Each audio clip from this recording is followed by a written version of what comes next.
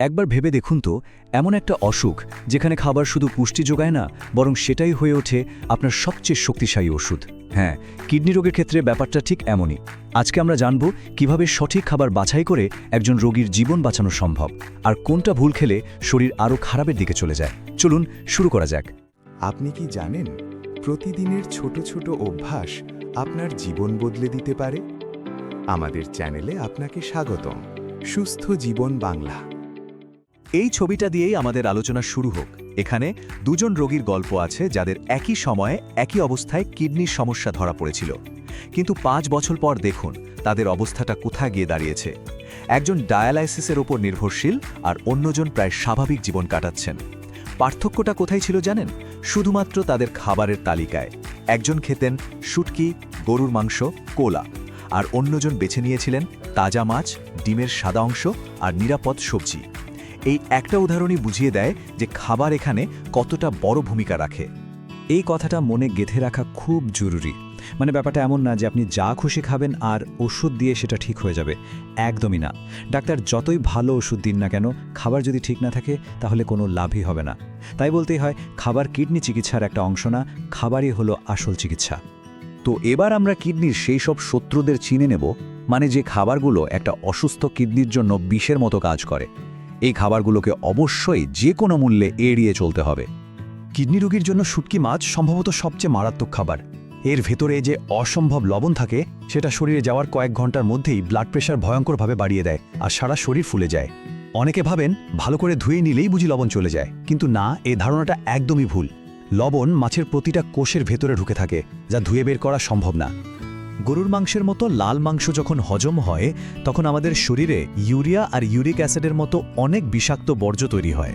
এই বর্জ্যগুলো পরিষ্কার করার জন্য কিডনিকে অনেক বেশি খাটতে হয়। একটা সুস্থ কিডনির জন্য এটা হয়তো সমস্যা না, কিন্তু একটা অসুস্থ কিডনির ওপর এই অতিরিক্ত চাপটা খুবই বিপজ্জনক। কলা আর ডাবের পানি, এই দুটোকে আমরা সবাই খুব স্বাস্থ্যকর খাবার বলে জানি, তাই না? কিন্তু কিডনি রোগীদের জন্য এগুলো একদম নীরব ঘাতক। কারণ এগুলোর মধ্যে থাকা অতিরিক্ত পটাশিয়াম রক্তে জমতে জমতে হঠাৎ করেই হার্ট অ্যাটাক বা কার্ডিয়াক অ্যারেস্ট ঘটাতে পারে। আর সবচেয়ে ভয়ের কথা হলো, এর আগে কোনো লক্ষণই দেখা যায় না। যে কোনো ধরনের কোলা বা সফট ড্রিঙ্কসে ফসফরিক অ্যাসিড নামে এক ধরনের ক্ষতিকর ফসফেট ব্যবহার করা হয়।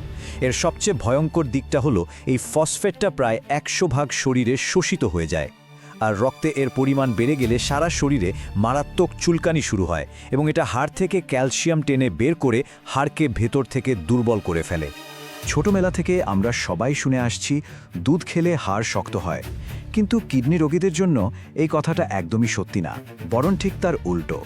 দুধের মধ্যে থাকা প্রচুর ফসফেট শরীরের হাড় থেকে ক্যালসিয়াম বের করে আনে, ফলে হাড় শক্ত হওয়ার বদলে আরও ক্ষয় হতে শুরু করে, আর চুলকানিও বেড়ে যায়। তো শত্রুদের কথা তো অনেক হলো, এবার বরং কিডনির আসল বন্ধুদের সাথে পরিচয় হওয়া যাক, মানে যে খাবারগুলো কিডনিকে সুরক্ষা দেবে আর ভালো রাখতে সাহায্য করবে। এই যে দেখুন, তাজা মাছ, ডিমের সাদা অংশ, লাউ, ঝিঙে, ফুলকপির মতো নিরাপদ সবজি, আর লেবু পানি, এগুলো হলো কিডনি রোগীর সবচেয়ে কাছের বন্ধু। এই খাবারগুলো দিয়েই একটা নিরাপদ ডায়েটের ভিত্তি তৈরি করতে হবে। এখন প্রশ্ন হলো, তাজা মাছ আর ডিমের সাদা অংশ কেন এত ভালো? কারণ এগুলোকে বলা হয় হাই বায়োলজিক্যাল ভ্যালু প্রোটিন, মানে সোজা বাংলায় বললে শরীর এর থেকে পুষ্টি নেয় সবচেয়ে বেশি, আর ময়লা বা বর্জ্য পদার্থ তৈরি করে সবচেয়ে কম, ফলে কিডনির ওপর চাপ প্রায় পড়েই না। আচ্ছা, এবার একটা দারুণ জিনিস শেখা যাক। এটাকে বলতে পারেন রান্নার একটা জাদুকরী নিয়ম। এই পদ্ধতিটা জানা থাকলে অনেক বেশি পটাশিয়ামযুক্ত সবজি থেকেও ক্ষতিকর পটাশিয়াম বের করে দেওয়া যায়, ফলে খাবারের তালিকায় আরও অনেক সবজি যোগ করা সম্ভব হয়। এই পদ্ধতিটাকে বলে পটাশিয়াম লিচিং। খুব সহজ।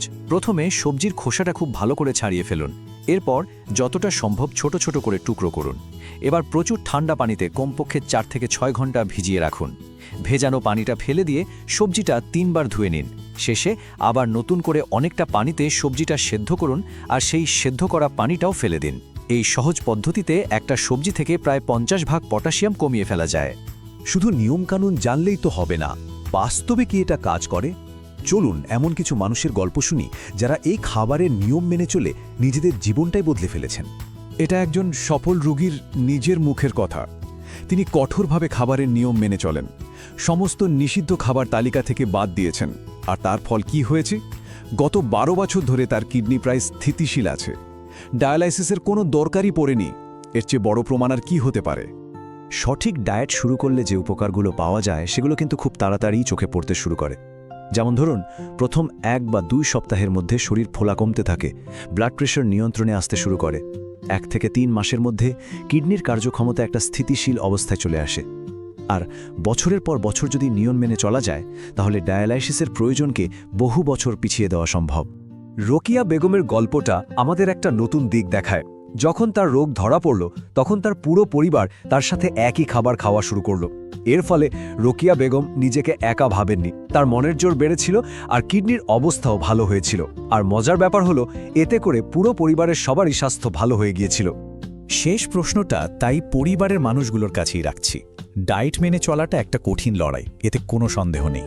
কিন্তু এই লড়াইয়ে যদি পরিবার পাশে থাকে, সঙ্গী হয়, তাহলে পথটা অনেক সহজ হয়ে যায়।